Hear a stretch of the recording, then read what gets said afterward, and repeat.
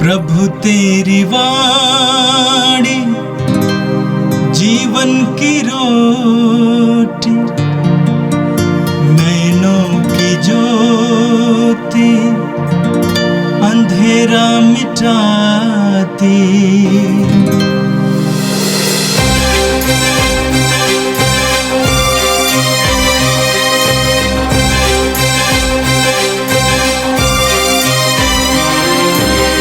प्रभु तेरी वाणी जीवन की रोटी, नैनों की ज्योति अंधेरा मिटाती। प्रभु तेरी वाणी जीवन की रोटी, नैनों की ज्योति अंधेरा मिटाती। वाणी वाणी वाणी वाणी वाणी पवित्र है, शाश्वत है, जीवन का मन्ना है। 8 फरवरी बृहस्पतिवार। पहला पाठ राजाओं का पहला ग्रंथ, अध्याय 11, वचन संख्याएं 4 से 13 तक।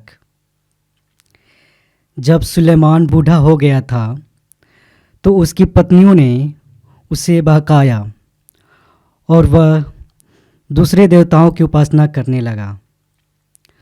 वह अपने पिता दाऊद की तरह प्रभु के प्रति पूर्ण रूप से ईमानदार नहीं रहा। वह सीदोनियों की देवी अश्तारता और अम्मोनियों के घृणित देवता मिलकोम की उपासना करता था। उसने वह काम किया जो प्रभु को अप्रिय है, और वह अपने पिता की तरह प्रभु के प्रति ईमानदार नहीं रहा। उस समय सुलेमान ने यरूशलेम की पहाड़ी पर अम्मोनियों के घृणित देवता कमोश के लिए और अम्मोनियों के घृणित देवता मोलेक के लिए एक एक मंदिर बनवाया। उसने अपनी दूसरी पत्नियों के लिए भी वही किया, और वे अपने अपने देवताओं को धूप और बलि चढ़ाया करती थीं। इसलिए प्रभु सुलेमान पर क्रुद्ध हुआ, क्योंकि वह इज़राइल के प्रभु ईश्वर के प्रति ईमानदार नहीं रहा। ईश्वर सुलेमान को 2 बार दिखाई दिया, और उसने उस अवसर पर उसे अन्य देवताओं की उपासना करने से मना किया था, किंतु उसने उस आदेश का पालन नहीं किया था। प्रभु ने सुलेमान से कहा, तुमने यह काम किया। तुमने मेरे विधान और मेरे दिए आदेशों का पालन नहीं किया, इसलिए मैं तुमसे राज्य छीनकर तुम्हारे सेवक को दे दूंगा। किंतु तुम्हारे पिता दाऊद के कारण मैं तुम्हारे जीवन काल में ऐसा नहीं करूंगा। मैं उसे तुम्हारे पुत्र के हाथ से छीन लूँगा। मैं सारा राज्य भी नहीं लूँगा। मैं अपने सेवक दाऊद और अपने चुने हुए नगर यरूशलेम के कारण तुम्हारे पुत्र को एक ही वंश प्रदान करूँगा। यह प्रभु की वाणी है। संत मार्कुस के अनुसार पवित्र सुसमाचार,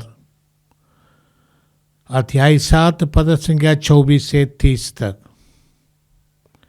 वहां से विदा होकर यीशु तीरुस और सीदोन प्रांत चले गए।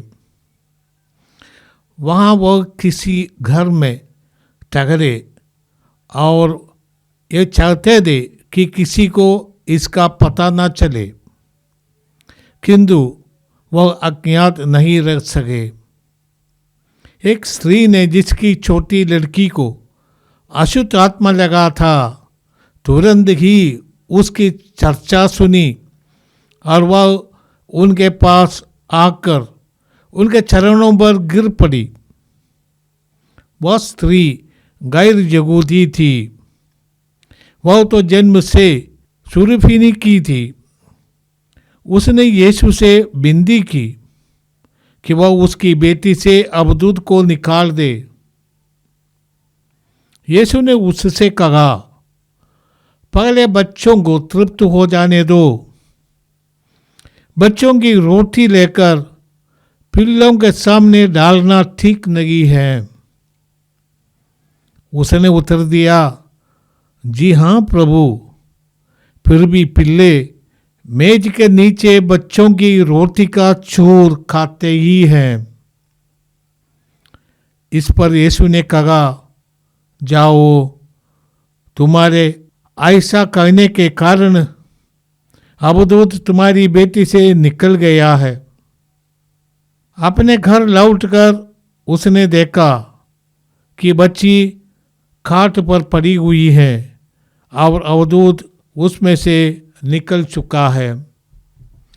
यह प्रभु का दिव्य सुसमाचार है।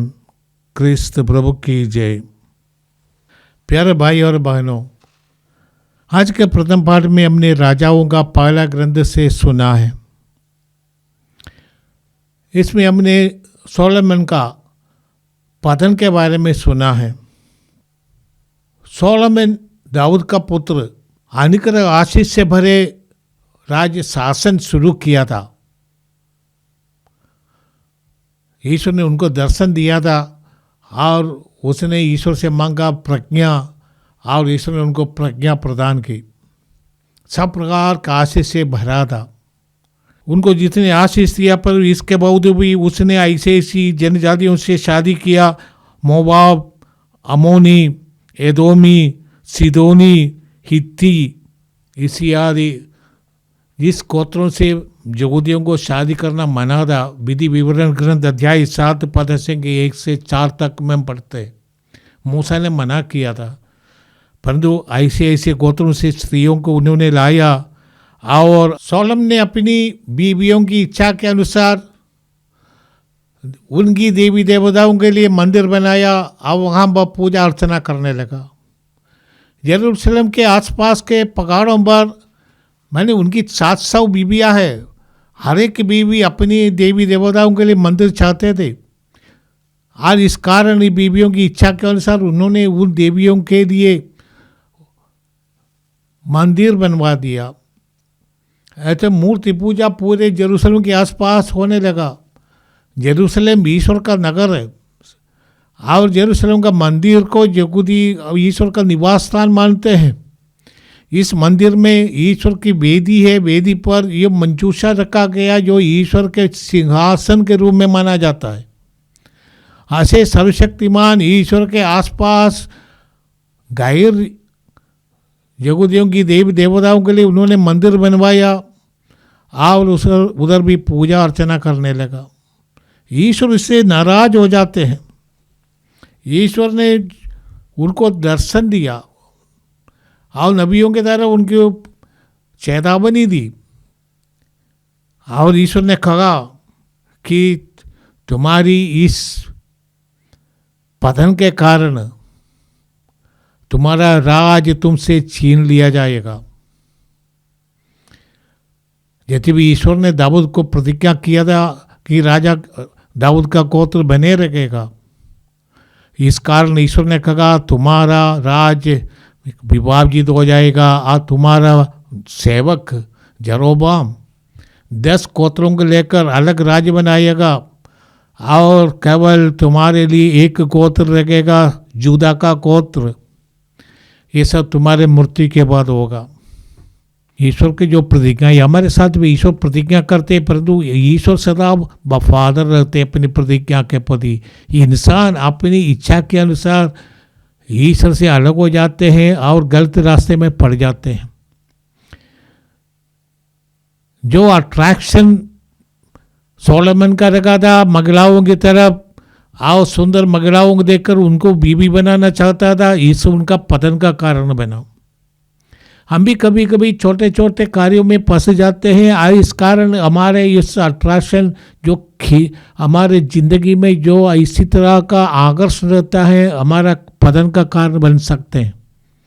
कोई दारू पीता है तो पहले उनको लिए आकर्षण हो जाता है, परंतु इसका अधीन होते गुलाम बन जाता है। इसी तरह पैसे के लालच में लोग चले जाते हैं बिजनेस में, वो ईमानदार नहीं रहते, परंतु गलत रास्ते से पैसा कमाने लगते, परंतु वो पैसा ही उनके लिए बाधा बन जाएगा। और उनके परिवार, हम जानते हैं शायद बहुत बड़े पैसा वाला अभी लगेंगे, परंतु उनके पुत्रों का या उनके उत्तराधिकारी जब आएंगे सब समाप्त हो जाते हैं। बड़े पैसे वाले के बच्चे हम आजकल भिखारी बन सकते हैं। दुनिया ऐसी है, इसलिए सावधान बरतना, हाँ ईमानदारी के साथ जीवन बिताना। और एकमात्र ईश्वर जो जगोदियों का ईश्वर, उसको ईश्वर ने उनकी जगोदियों को कहा था कि मैं एकमात्र ईश्वर, तुम अपने ईश्वर को याद रखो।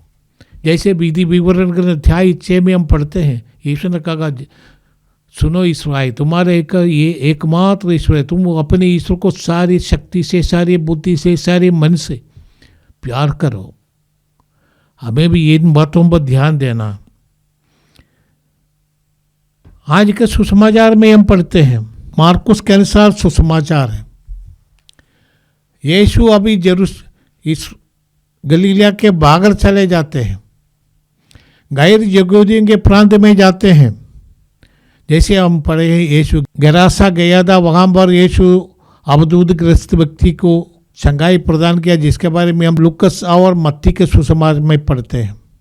यीशु गलीलिया के बागर तीरुस और सीदोन प्रांत चले जाते हैं, जो आजकल का लेबनन है।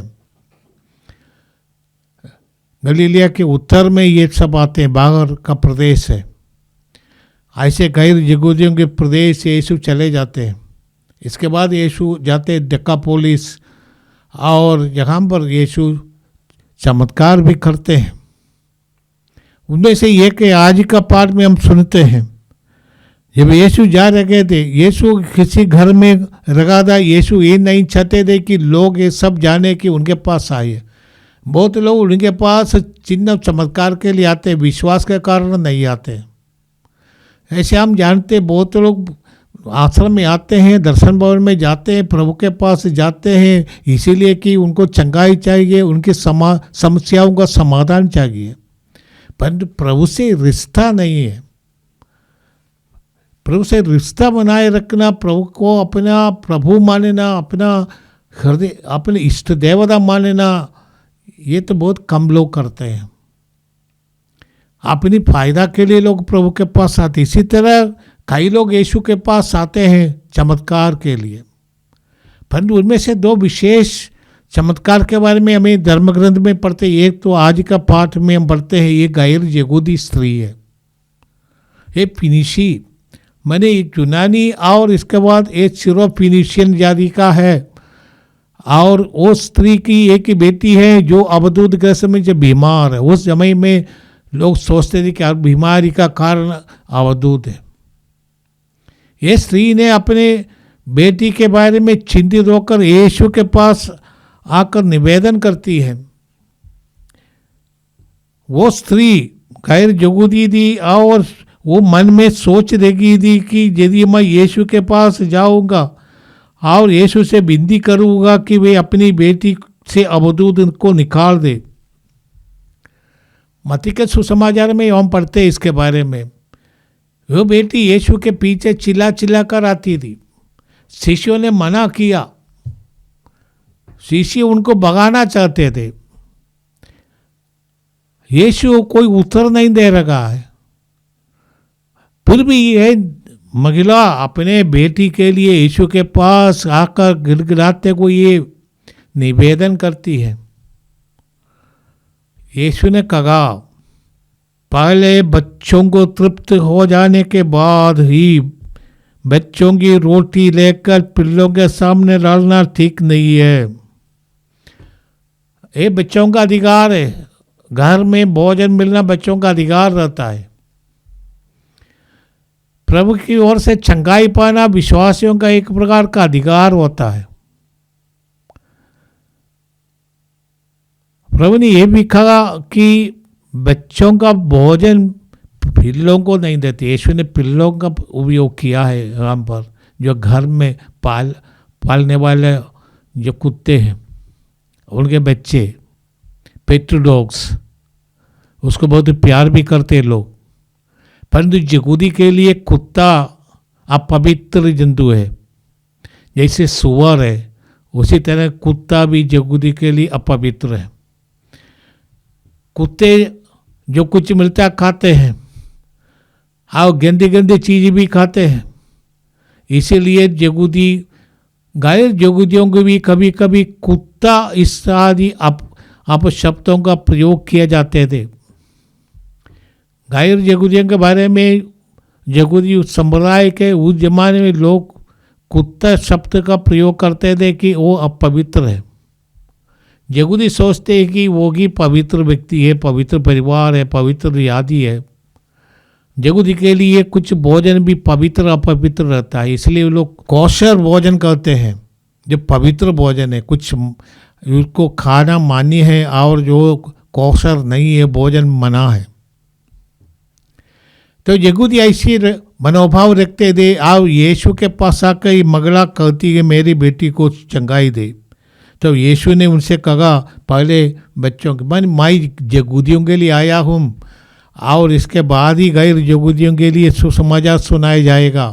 पौलुस भी यही करते थे, पहले यहूदियों के सभागृह में जाते थे, सुसमाचार की सूचना देते थे, उस घोषणा करते थे और यहूदी नहीं मानते तभी गैर यहूदियों के पास जाते हैं। यीशु का मिशन गैर यहूदियों के लिए तब खुला है जब यीशु ने प्रेरितों से कहा दुनिया के कोने कोने में जाओ सुसमाचार की घोषणा करो। और समय आ गया कि दुनिया के कोने कोने में जाकर सुसमाचार की घोषणा करना। यीशु के समय इतना ही था कि ये जिन लोगों को ईश्वर ने तैयार किया था सबसे पहले उनको इस सुसमाचार दे। इसलिए समय अभी आया नहीं है, इसीलिए यीशु उनसे कहते हैं ऐसा। परंतु इस स्त्री यीशु को छोड़ने वाले नहीं है। वो स्त्री पूरे के पूरे अपने विश्वास में दृढ़ होती रहेगी, क्योंकि जब विश्वास का टेस्ट होता है तब विश्वास दृढ़ हो जाता है। यीशु का पहले उत्तर नहीं देना, शिष्यों के द्वारा इस महिला को मना करना, यीशु के पास आने से रोक देते थे। और जब यीशु ने उत्तर दिया वो भी ऐसा ना समझते वाला उत्तर, उससे यीशु ने कहा बच्चों की रोटी लेकर पिल्लों को नहीं दिया जाता है। तब ये स्त्री कहती है प्रभु फिर भी पिल्ले मेज के नीचे बच्चों की रोटी का छोर खाते हैं। वो महिला यीशु से नहीं पूछा पूरा भोजन हमारे बेटी के लिए देना, केवल चूर देना, परंतु जब बच्चे खाते तभी चूर नीचे निकलता गिरता है और वो चूर पिल्ले खाते हैं। जो बच्चों के साथ ही पिल्ले भी खाते हैं, ये भी नीचे गिरा हुआ चूर है। यीशु ने उस महिला का विश्वास देखकर यीशु ने कहा महिला बेटी जाओ, तुम्हारा ऐसा कहने के कारण अब तो तुम्हारी बेटी से निकल गया है। उनका विश्वास देखकर यीशु ने कहा था देखो गैर यहूदियों का ये विश्वास। हम देखते मत्ती के सुसमाचार में यीशु उस बेटी की विश्वास की प्रशंसा करते हैं। यीशु ने कहा जैसे जारी वो शतपति आया था, आज शतपति का विश्वास देखकर यीशु ने कहा पूरे इस्राएल में मैंने ऐसा विश्वास नहीं देखा। आज ये गैर यहूदी महिला के बारे में यीशु यही कहते हैं। गैर यहूदियों का विश्वास देखकर यीशु उनको ये जो उनकी मांग है उसको पूरा कर देते हैं। उसकी बेटी को चंगाई मिली जाती है। यीशु ने कहा जाओ तुम्हारा बेटी चंगी हो गई है। और उसने जब घर वापस गया देखा अपनी बेटी चंगी है, अब तो उससे वो मुक्त हो गई है। विश्वास महान है और जो विश्वास करते हैं उनके जीवन में ईश्वर कार्य करते हैं। विश्वास के बिना ईश्वर की कृपा प्राप्त होना इतना आसान नहीं है। हम देखते हैं कि हमारे जो भक्त लोग प्रभु के पास मंदिर में आते हैं या दर्शन भवन में आते हैं, उनका इतना ठोस विश्वास है, इसलिए महान चिन्ह प्रभु उनके जीवन में करते हैं। यहाँ तक कि कैंसर रोग से लोग शुद्ध हो जाते हैं, चंगाई प्राप्त करते हैं, या किडनी फेलियर वाले का किडनी ठीक हो जाते हैं, परंतु क्योंकि उनका विश्वास दृढ़ है। जब हम यदि भी हम विश्वासी हैं परंतु हमारा विश्वास दृढ़ नहीं है, ठोस नहीं है। यदि हमारा विश्वास ठोस है तो हम कह सकते पहाड़ से निकल कर बाहर जा, समुद्र में गिर जा तो हो जाता है। विश्वास के बिना चमत्कार होना हमारे जीवन में होना ज़्यादा मुश्किल है। प्रभु की शक्ति ये नहीं है, हमारा विश्वास से हम प्रभु की शक्ति से जुड़ जाते हैं। प्रभु की शक्ति सदा बनी रहती है परंतु हमें उससे जुड़ जाना है विश्वास के द्वारा। आइए हम प्रार्थना करें। ए प्रभु, हम तुझे धन्यवाद देते हैं आज के दोनों पाठों के लिए। हे प्रभु, हमारे विश्वास को तू बढ़ा, विश्वास के अनुसार जीने के लिए तो हमें शक्ति दे। हे प्रभु, तू हमारे हृदय, हमारे प्रेम, हमारी सब गतिविधियों का केंद्र बना, तुझसे हम जुड़े रहे। सोलोमन को तूने ये अवसर दिया था तुझसे जुड़े रहने के लिए, परंतु उसने अपने कमजोरियों के कारण ये रिश्ता तोड़ दिया और गलत रास्ते पर वो फंस गया। छोटे छोटे अपराध करते करते लोग बड़े अपराधी बन जाते हैं। ये प्रभु, तू हमें वो आशीष दे, कृपा दे, वरदान दे, सभी कठिनाइयों के बावजूद भी हम तुझसे जुड़े रहे। जैसे वो महिला ने, जिसके बारे में आज हमने सुसमाचार में सुना है, विश्वास के कारण महान कृपा प्राप्त की। ये प्रभु, हम तुझे धन्यवाद देते हैं इस अवसर के लिए। हमारे दिल में कई ऐसी जो फॉल्स गॉड्स, मैंने गलत जो मूल्य है, पैसा, सत्ता और समाज में शक्ति दर्शाना, ऐसे देवी देवताओं को हमारे दिल से निकाल दे। ऐसे देवी देवताओं के पीछे हम नहीं जाए जो मनुष्य को लालच में पड़ा देता है, गलत रास्ते पर ले जाता है, जैसे पैसा है, कुर्सी है, अधिकार है, सत्ता है और संसार की चीज़ें हैं। तो हमें इन सबों से बचा दे। ये प्रार्थना हम करते हैं हमारे प्रभु क्रिस्त के द्वारा, आमीन। प्रभु तेरी वाणी जीवन की रोटी, नैनों की ज्योति अंधेरा मिटाती। वाणी वाणी वाणी वाणी वाणी पवित्र है, शाश्वत है, जीवन का मन्ना है।